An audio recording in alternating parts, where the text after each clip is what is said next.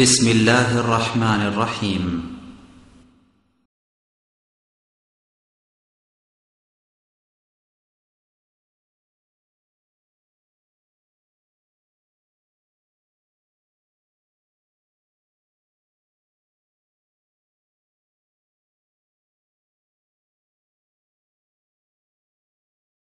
إن الحمد لله نحمده ونستعينه من يهده الله فلا مضل له ومن يضلل فلا هادي له وأشهد أن لا إله إلا الله وحده لا شريك له وأشهد أن محمدا عبده ورسوله أما بعد فإن خير الحديث كتاب الله وخير الهدى هدى محمد صلى الله عليه وسلم وشر الأمور محدثاتها وكل محدثة بدعة وكل بدعة ضلالة وكل ضلالة في النار. أعوذ بالله من الشيطان الرجيم. ومن أحسن قولا ممن دعا إلى الله وعمل صالحا وقال إنني من المسلمين.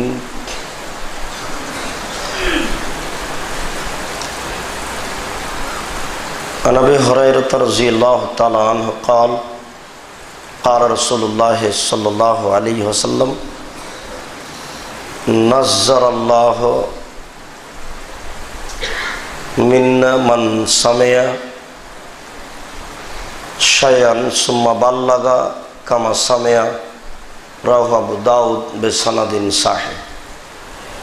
عن أبي هريرة رضي الله تعالى عنه قال قال رسول الله صلى الله عليه وسلم ومجتمع قوم في بيت من بيوت الله يتلون كتاب الله ويتدارسونه بينهم إلا نزلت عليهم السكينة وغشيتهم الرحمة وحفتهم الملائكة وذكرهم الله فيمن عنده ومن بط به عمله لم يسرع به نسبه رواه مسلم.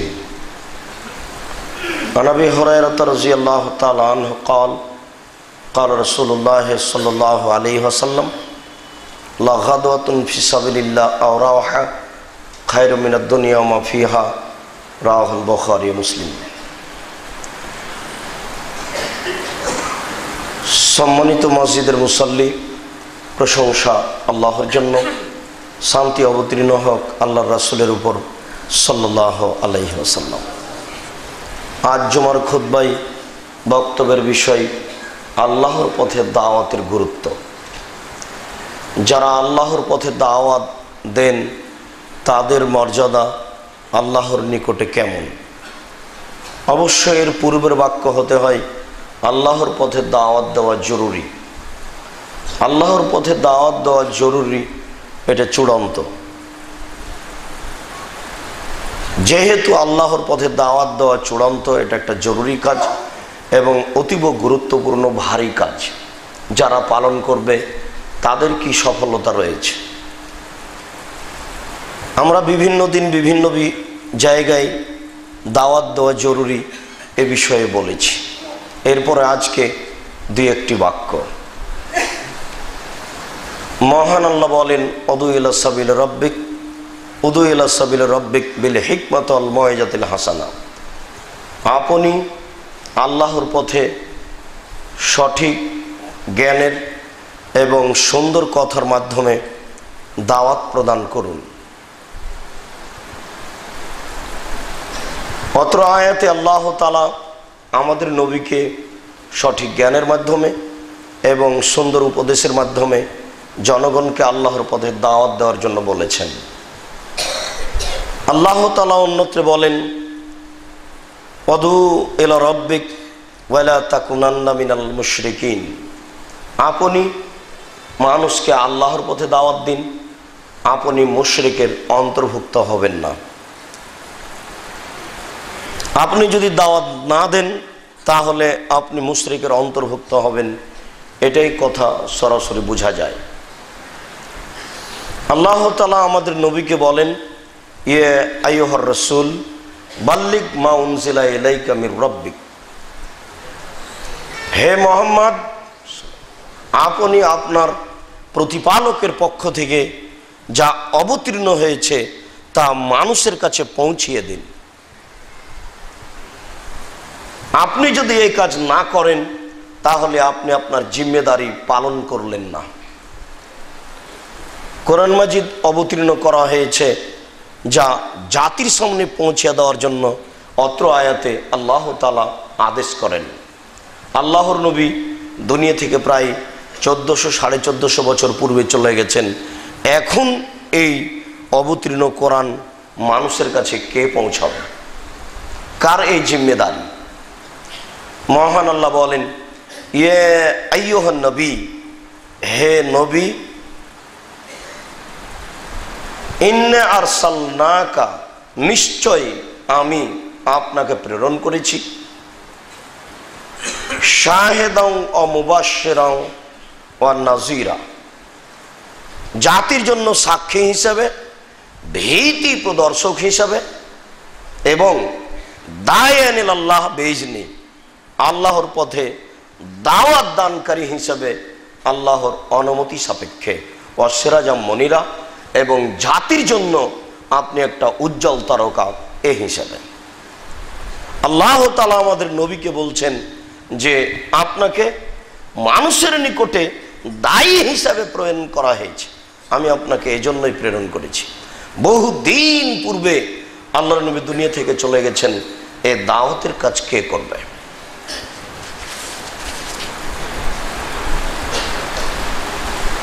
আল্লাহ তাআলা অন্যত্র বলেন, কুল হাযিহি সাবিলি আদউ ইলাল্লাহ, হে নবী আপনি বলুন এটা আমার পথ, আমি এ পথে মানুষকে দাওয়াত দিই।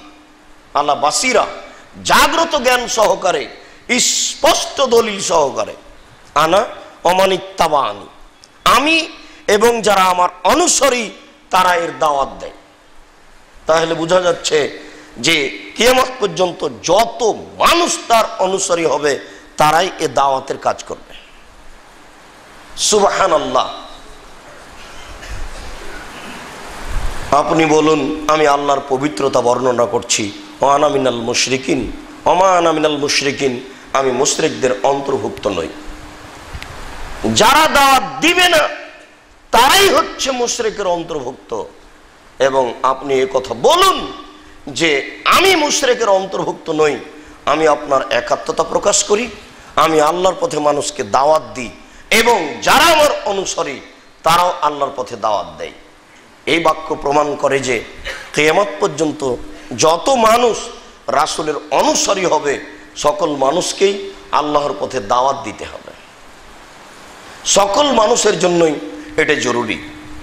রাসূল সাল্লাল্লাহু আলাইহি ওয়াসাল্লাম বলেন, আল উলামা ওয়ারাসাতুল আম্বিয়া, নিশ্চয় নবীগণ, নিশ্চয় আলেমগণ নবীগণের উত্তরাধিকারী। লাম ইয়ারসু দিরহাম ওয়ালা দিরহাম, কোন নবী কোন আলেমকে অর্থ সম্পদের উত্তরাধিকারী করেননি। ওয়ালাকিন ওয়ারাসুল ইলমা, সকল নবী আলেমদেরকে বিদ্যার উত্তরাধিকারী করেছেন।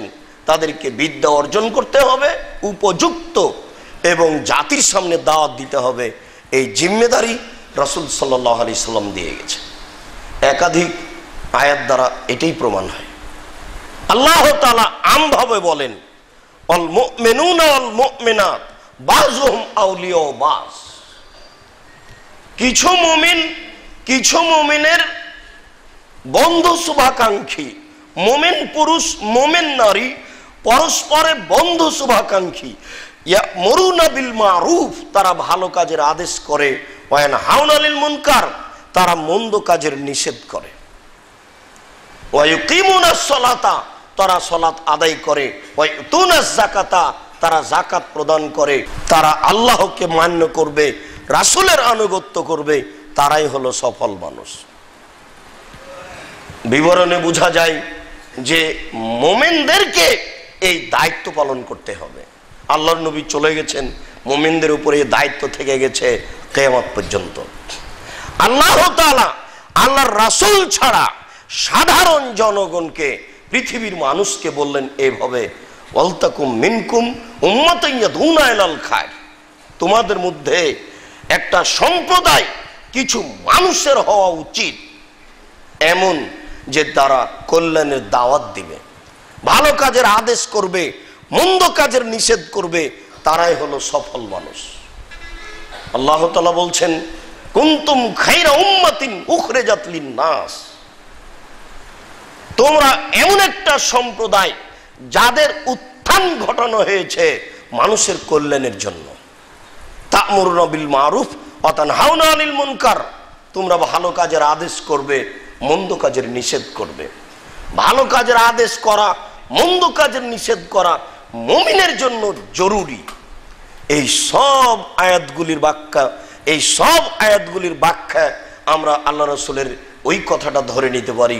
রাসূল সাল্লাল্লাহু আলাইহি সাল্লাম বললেন, মানরা মিনকুম মুনকারান ফালিগাইয়িরহু বিয়াদিহি, কেউ যদি কোনো অপছন্দ কিছু দেখে, মন্দ কথা, মন্দ কর্ম, তাহলে সে যেন জোরপূর্বক শক্তি প্রয়োগ করে তা বন্ধ করার চেষ্টা করে। এটা আপনার আমার জিম্মেদারি। ফাইলাম ইস্তাতে, যদি সম্ভব না হয় তাহলে ফাবে নিসানিহি, মুখের মাধ্যমে এই অন্যায়ের প্রতিরোধ করবে, এই অন্যায়কে ঠেকানোর চেষ্টা করবে। ফাইলাম ইস্তাতে, যদি সম্ভব না হয় ফাবে কালবিহি, অন্তর দ্বারা ঘৃণা করে এই অন্যায়কে ঠেকাবে। এই তিনটি পদ্ধতিতে মানুষ দাওয়াত দিবে। সরাসরি অন্যায়কে ঠেকাবে, নইলে মুখে অন্যায়কে ঠেকানোর চেষ্টা করবে, নইলে অন্তরে অন্যায়কে ঘৃণা করবে। এটাই হচ্ছে আপনার আমার জরুরি জিম্মেদারি। আবু হুরায়রা রাদিয়াল্লাহু তাআলা আনহু বলেন, রাসূল সাল্লাল্লাহু আলাইহি ওয়াসাল্লাম বলেছেন যে সাইয়্যিদুশ শুহাদায়ে হামজা ইবনে আব্দুল মুত্তালিব, শহীদদের সর্দার হচ্ছেন আব্দুল মুত্তালিবের ছেলে হামজা।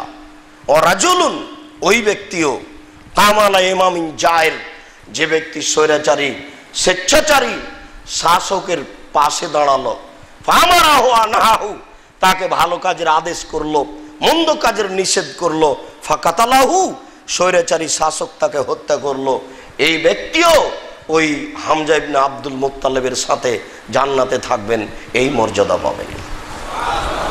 ভালো কাজের আদেশ করা, মন্দ কাজের নিষেধ করা, ভালো কাজের আদেশ করা সহজ, মন্দ কাজের নিষেধ করা কঠিন।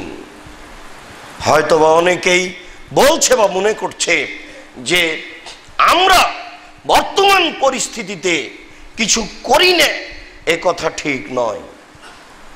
বলছি এটাই ঠিক, যেটা সকালে বলছিলাম, জুলুমের ফল ভোগ করতেই হবে, অত্যাচারের ফল ভোগ করতেই হবে, আজ হোক আর কাল হোক। অত্যাচারের ফল ভোগ করতেই হবে, আজ হোক আর কাল হোক, একদিন না একদিন ভোগ করতেই হবে।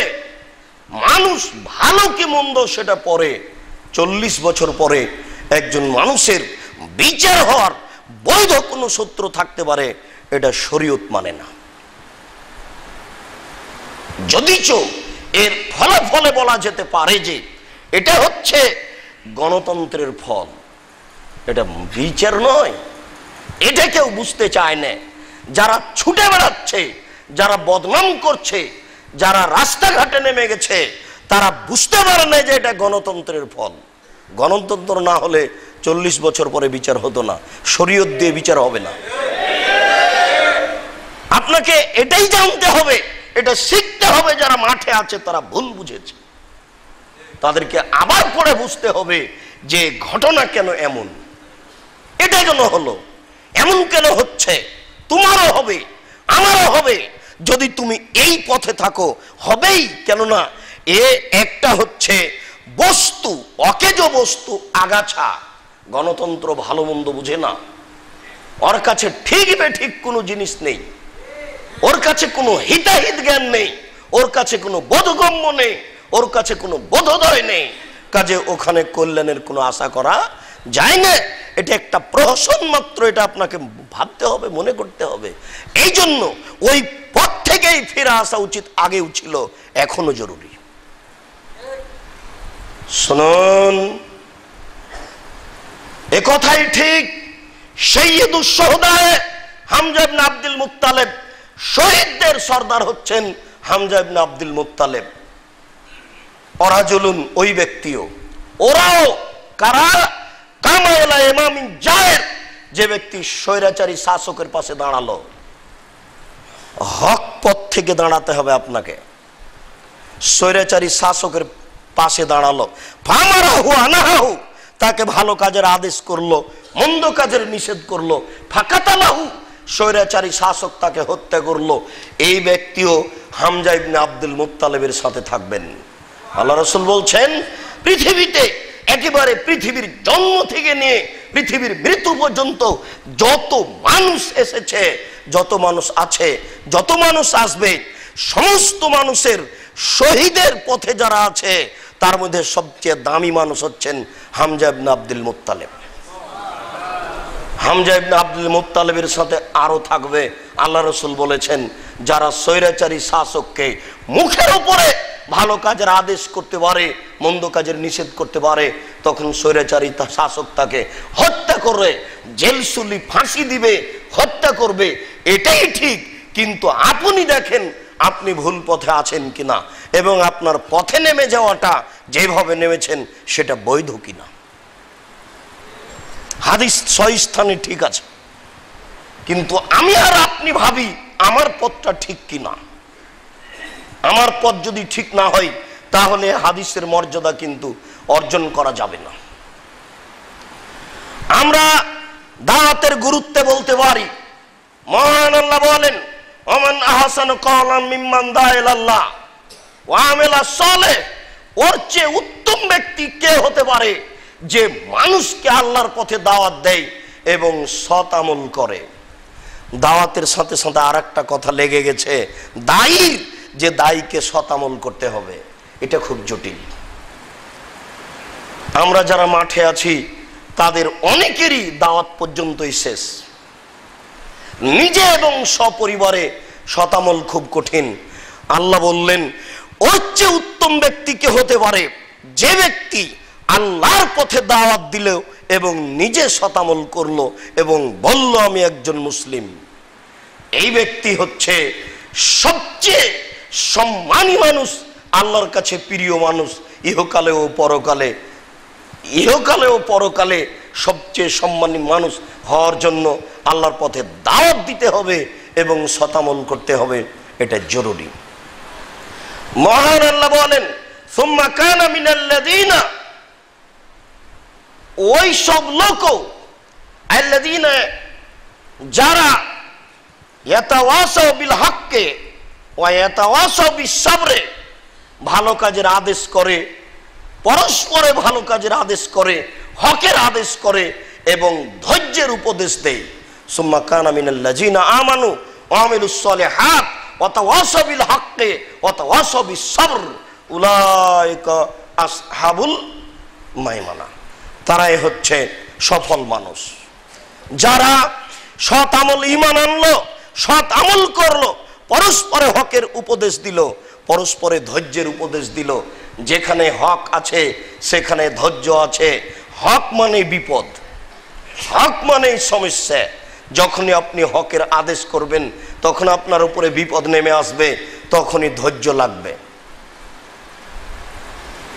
মহান আল্লাহ বলেন, ওয়াল আসর, কালের কসম, যুগের কসম, ইন্নাল ইনসানা লাফি খুসর, নিশ্চয় মানুষ মাত্রই ক্ষতিগ্রস্ত, ইল্লাল্লাযীনা আমানু ওয়া আমিলুস সালিহাত, তবে যারা ঈমান আনলো, সৎ আমল করলো, ওয়া তাওয়াসাউ বিল হক ওয়া তাওয়াসাউ বিস সাবর, পরস্পরে হকের উপদেশ দিল, পরস্পরে ধৈর্যের উপদেশ দিল, তারাই হলো সফল মানুষ, তারাই হলো ঈমানদার মানুষ। তারা ক্ষতিগ্রস্ত নেই, তারা ক্ষতিগ্রস্ত নয়, তারা ক্ষতিগ্রস্ত হবে না। আল্লাহ তাআলার এই বাণীও হিসাব করতে হবে আপনাকে, যে নিজে সৎ আমল করতে হবে এবং পরস্পরে হকের দাওয়াত দিতে হবে। পরস্পরে হকের দাওয়াত দেওয়া মানুষের জীবনে একটা জরুরি কাজ এবং ইহকালে ও পরকালে সফলতার একটা বড় মাধ্যম। আল্লাহ কবুল করুক, আল্লাহুম্মা আমিন। আল্লাহুম্মা সাল্লি আলা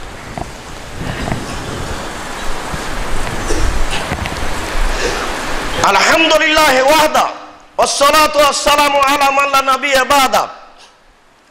আবু হুরায়রা রাদিয়াল্লাহু তাআলা আনহু বলেন, রাসূল সাল্লাল্লাহু আলাইহি ওয়াসাল্লাম বলেছেন, নাযযারাল্লাহু ইমরান সামিয়া মিন্না শায়ান, আল্লাহ ওই ব্যক্তিকে সফল করেছেন, ওই ব্যক্তি ইহকালেও সফল পরকালেও সফল, যে ব্যক্তি আমার কাছ থেকে কিছু শুনল, সুম্মা বাল্লাগাহু কামা সামিয়া, এরপরে যেভাবে শুনেছে সেভাবে আরেকজনের নিকটে পৌঁছিয়ে দিল। তাহলে বোঝা যাচ্ছে যে দিন জানার পরে আরেকজনের কাছে পৌঁছে দিতে হবে, এটা আপনার জন্য জরুরি এবং তাতে আপনার বড় সফলতা নেমে আসবে আপনি যদি জানার পরে আরেকজনের কাছে পৌঁছে দেন। উকবা ইবনে আমির রাদিয়াল্লাহু তাআলা আনহু বলেন, খারাজা রাসূলুল্লাহ সাল্লাল্লাহু আলাইহি সাল্লাম ওয়া নাহনু ফি সুফফা, একদা আল্লাহ রাসূল বাড়ি থেকে বের হলেন, তখন আমরা মসজিদে আহলে সুফফার সাথে বসেছিলাম, মসজিদে যারা থাকে খায় তাদের সাথে আমরা বসেছিলাম। আল্লাহ রাসূল এসে বললেন যে কে আছে এমন, এক দুই আল্লাহ বোথানা বিল আকিক, কে আছে তোমাদের এমন যে আকিক নামক জায়গায় অথবা বোথা নামক জায়গায় যাবে, কথার কথা রেলগেটে যাবে, নওদাপাড়া যাবে, ফায়েজিদো সেখানে পাবে, না কাতাইনে কওম আইনে মোটা তাজা দুইটি উট, বেগাইরি ইসমিন আলা কাতে রাহামিন, সেখানে জোরপূর্বক উট দুটি ছিনিয়ে নেবে না এবং পাপের মাধ্যমেও নিবে না, অন্যায়ভাবে উট দুটি ছিনিয়ে নেবে না, ও নওদাপাড়া বাজারে বা রেলগেটে গেলেই পাবে, বোথা নামক বাজারে গেলেই দুটি দামি উট পাবে, সকালে গেলে এটা তোমাদের কে চায় না? সাহাবীগণ বললেন, কুল্লুনা ইহিব্বু, আমাদের সবাই চাই। দুইটা উট পাবো, 2 লক্ষ টাকা দাম, আবার বলছেন মোটা তাজা, তাহলে আরো অনেক দাম, সবাই তো চাই। তখন আল্লাহ রাসূল বললেন, তাহলে শোনো,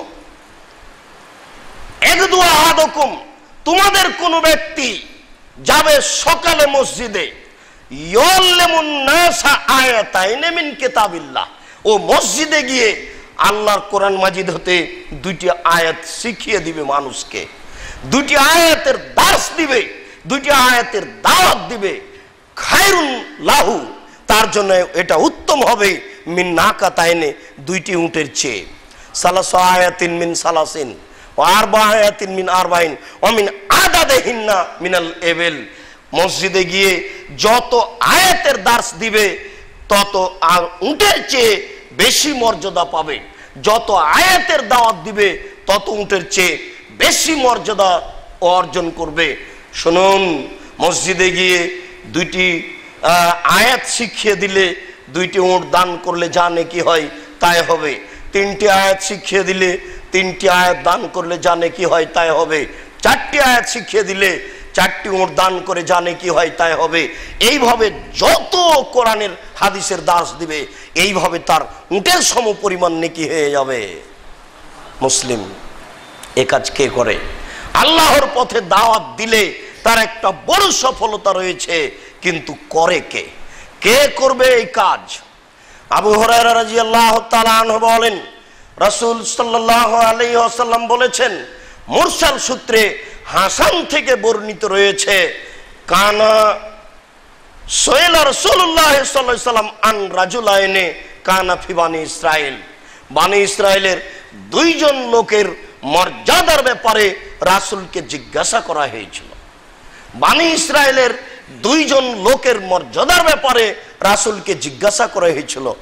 আদহুমা, 2 জনের একজন, ইসাল্লিল মাকতুবা ওয়ায়াল্লামুন নাসা খায়রান, 2 জনের একজন শুধু ফরজ সালাত আদায় করত আর মানুষকে তালিম দিত, শিক্ষা দিত, ফরজ সালাত আদায় করত আর মানুষকে শিক্ষা দিত। ওয়াল আখার অপরজন ইয়াকুমুল লাইলা ওয়া ইয়াসুমুন নাহারা রাতে তাহাজ্জুদ পড়তো আর দিনে সিয়াম থাকতো, রাতে তাহাজ্জুদ পড়তো আর দিনে সিয়াম থাকতো। আইয়ুহুমা আফজাল, দুইজনের কোনজন উত্তম বলেন তো? আল্লাহ রাসূলকে জিজ্ঞাসা করা হলো এই দুইজন সম্পর্কে। বানি ইসরায়েলের মধ্যে দুইজন লোক এই কাজ করত। তখন আল্লাহ রাসূল বলছেন ফাজলুল্লাযী ইয়াল্লামুন নাসা ফাজলুল্লাযী ইয়াকুমুস সালাহ ইয়াল্লামুন নাসাল খায়রা। ওই ব্যক্তির সম্মান যেই ব্যক্তি ফরজ সালাত আদায় করে এরপর মানুষকে দ্বীনের দাওয়াত দেয়। আলাল্লাযী, ওই ব্যক্তির চেয়ে আল্লাযী ইয়াকুমুল লাইলা ওয়া ইয়াসুমুন নাহারা, যে ব্যক্তি রাতে তাহাজ্জুদ পড়ে আর দিনে সিয়াম থাকে, এর চেয়ে যে ব্যক্তি রাতে তাহাজ্জুদ পড়ে আর দিনে সিয়াম থাকে এই ব্যক্তির চেয়ে ওই ব্যক্তির মর্যাদা কা ফাজলি আলা আদনাকুম, আমার যেমন মর্যাদা তোমাদের ভ্যান চালকের, তোমাদের মুচির, তোমাদের মেথরের মধ্যে তফাৎ। তোমাদের যারা রাস্তাঘাট পরিষ্কার করে ওর মাঝে আর আমার মাঝে মানের যেমন কম বেশি।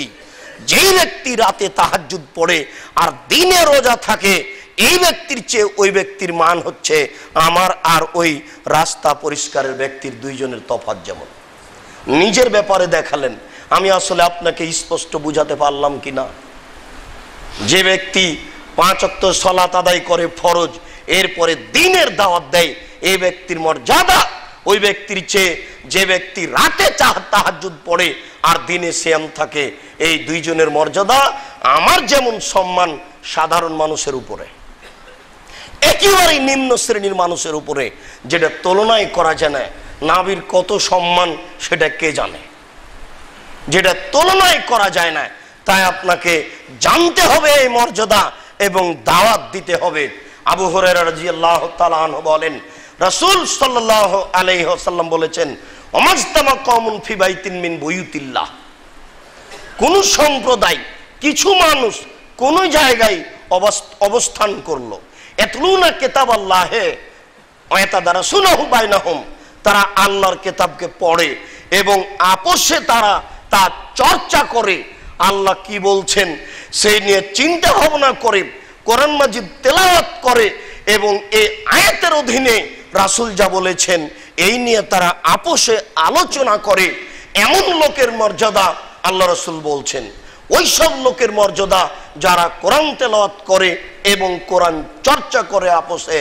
রাসূল সাল্লাল্লাহু আলাইহি সাল্লাম বলছেন তাদের উপরে 4টা জিনিস হয়। 1, নাজালাত আলাইহিমুস সাকিনা, তাদের উপরে আল্লাহর পক্ষ থেকে নিরাপত্তা অবতীর্ণ হয়। 2, গাসিয়াতুমুর রাহমা, সেই জায়গাটা আল্লাহর দয়া দিয়ে ঘিরে দেওয়া হয়। 3, হাফাতুমুল মালায়েকা, ওই জায়গাটা ফেরেশতারা চতুর্দিক থেকে ঘিরে থাকেন। 4, যাকারাহুমুল্লাহ ফি মান ইনদাহু, আল্লাহর পাশে যারা বড় বড় ফেরেশতা রয়েছেন তাদের সামনে আল্লাহ অহংকার করেন, এই দেখো তোমরা এদেরকে সৃষ্টি করতে নিষেধ করেছিলে, দেখো তাদের কাজ। তারা আজকে নিজের কর্মজীবনকে ত্যাগ করে, নিজের দুনিয়াবি ব্যস্ততাকে ত্যাগ করে এই পরিস্থিতিতে কোরআন মাজিদ তেলাওয়াত করছে আর জাতির সামনে এটা পেশ করছে, এদেরকে তোমরা সৃষ্টি করতে নিষেধ করেছিলে। আল্লাহ তাআলা ফেরেশতাদের সামনে গর্ববোধ করে এই কথা বলেন, যেখানে দ্বীনি আলোচনা হয় সেখানে 4টে জিনিস হয়, মনে থাকবে কিনা? যেখানে দ্বীনি আলোচনা হয় সেখানে 4টে জিনিস হয়। 1, সেই জায়গায় আল্লাহর পক্ষ থেকে নিরাপত্তা অবতীর্ণ হয়। 2, সেই জায়গাটাকে দয়া রহমত দিয়ে ঘিরে দেওয়া হয়। 3, সেই জায়গাকে ফেরেশতা ঘিরে থাকেন। 4, আল্লাহ তাআলা ফেরেশতাদেরকে নিয়ে এই দলকে সামনে রেখে, এই লোকগুলিকে সামনে রেখে গর্ববোধ করেন যে এদেরকে তোমরা সৃষ্টি করতে নিষেধ করেছিলে, তাদের আজকে কাজ দেখো। আবু হুরায়রা রাদিয়াল্লাহু তাআলা আনহু বলেন রাসূল সাল্লাল্লাহু আলাইহি ওয়াসাল্লাম বলেছেন লা গাদওয়াতুন ফি সাবিলিল্লাহ রাহা খায়রুম মিনাদ দুনিয়া ওয়া মা ফিহা, কেউ যদি সকালের একটা অংশ দিনের কাজ করে, কেউ যদি বিকালে একটা অংশ দিনের কাজ করে, কেউ যদি সকালের একটা অংশ আল্লাহর পথে দাওয়াত দেয় মানুষকে, কেউ যদি বিকেলের একটা অংশ মানুষকে আল্লাহর পথে দাওয়াত দেয়, তাহলে এই কাজটা খায়রুম মিনাদ দুনিয়া ওয়া মা ফিহা, এই সারা পৃথিবী এবং এর মধ্যে যা কিছু আছে সব কিছুর চেয়ে এই কাজটা উত্তম। এর তুলনা আপনাকে বুঝাতে পারবো? সারা পৃথিবীতে কত সম্পদ আছে, সারা পৃথিবীতে কত হীরা মুক্তা মাণিক্য আছে, সব মিলে যত দাম হবে এর চেয়ে ওই সকালের একটা সময় আল্লাহর পথে দাওয়াত দেওয়া অনেক অনেক অনেক গুণে ভালো। যদিচ দাওয়াতের পিছনে একটা থাকা জরুরি, খলুসিয়ত, একনিষ্ঠতা, আল্লাহ ভীতি এবং শতামল। আল্লাহ ভীতি, একনিষ্ঠতা, শতমল দুইটা যদি জড়িত না হয় তাহলে এই কাজের পরিণতি আবার খুব কঠিন। সেটা সময়ে আজকের জন্য এই বিষয়ে আপনাকে আগ্রহী করতে চাচ্ছি যে সবাই আমরা দিনের দায়ী হিসেবে আল্লাহর দরবারে পেশ হই, জাতির সামনে আসি, এইসব ভুল পথের মানুষগুলিকে সঠিক পথে নিয়ে আসতে হবে। রাসূল সাল্লাল্লাহু আলাইহি সাল্লাম বলছেন, রিবাতু ইয়াউমিন ফি সাবিলিল্লাহ খায়রুম মিনাদ দুনিয়া ওয়া মা আলাইহা, খায়রুম ফিদ দুনিয়া ওয়া মা আলাইহা। দিনের একটা অংশ আল্লাহর পথে দাওয়াত দেওয়া, দিনের একটা অংশ আল্লাহর পথে প্রস্তুত থাকা, দিনের একটা অংশ আল্লাহর পথে দাওয়াত দেওয়া, এই গোটা পৃথিবী এবং এই পৃথিবীর মুখের উপরে যা কিছু আছে, হীরা মুক্তা মাণিক্য বাড়ি গাড়ি, সব কিছুর চেয়ে উত্তম। সম্মানিত মসজিদের মুসল্লি, আপনাকে বলতে চাচ্ছিলাম যে আল্লাহর পথে দাওয়াত দেওয়া কাজটি অতীব উত্তম। এ দাওয়াতকে দেয় আমরা আপনাদেরকে বলতে চাচ্ছি যে আমরা এই দিনী বৈঠকে উপস্থিত হয়েছি, কিছু জানবো বুঝবো, সাথে সাথে এর দাওয়াত মানুষের কাছে পেশ করব, এটা আমাদের জীবনে একটা হওয়া উচিত। আল্লাহ, আমরা মানুষ, আমাদের ভুল ত্রুটি থাকতেই পারে। আল্লাহ, আমরা দিনের দাওয়াত দিচ্ছি, দিব মনে করছি, এতে আমাদের একনিষ্ঠতার যদি কোনো জায়গাতে ঘাটতি থাকে তাহলে তুমি সেটুকু সরিয়ে একেবারে পুরো খালে সন্তরে একনিষ্ঠ হয়ে একমুখী হয়ে তোমার পথে দাওয়াত দেওয়ার আমাদের তৌফিক দান করো, আল্লাহুম্মা আমিন। আমরা জেনে শুনে সজ্ঞানে যেন কোনো স্বার্থের আশ্রয় না নিই এবং ধর্মকে বিকৃত করে যেন জাতির সামনে পেশ না করি। আল্লাহ, তুমি আমাদের এই দাবি কবুল করো। সম্মানিত মসজিদের মুসল্লি, আমরা আপনাদেরকে আবারও বলতে চাই, আল্লাহর পথে দাওয়াত দেওয়া জরুরি এবং আল্লাহর পথে দাওয়াত দেওয়ার গুরুত্ব, এই বিষয়টি পেশ করে বলতে চাচ্ছি যে দুইটাই কোনো অংশ, দুইটার কোনো অংশই কম নয়। দাওয়াত দেওয়া যেমন জরুরি, দাওয়াতের ফল ভোগ করা তেমন বড়। দাওয়াত দেওয়া যেমন জরুরি, দাওয়াতের ফল ভোগ করাও তেমন বড়। আল্লাহ যেন আমাদেরকে দাওয়াত দেওয়ার জরুরি কাজটা পালন করার তৌফিক দান করেন, আল্লাহুম্মা আমিন। এর ফল যেটা, সেটা যেন ভোগ করার তৌফিক দান করেন, আল্লাহুম্মা আমিন। আল্লাহ, এই দাবি, এই দোয়া তোমার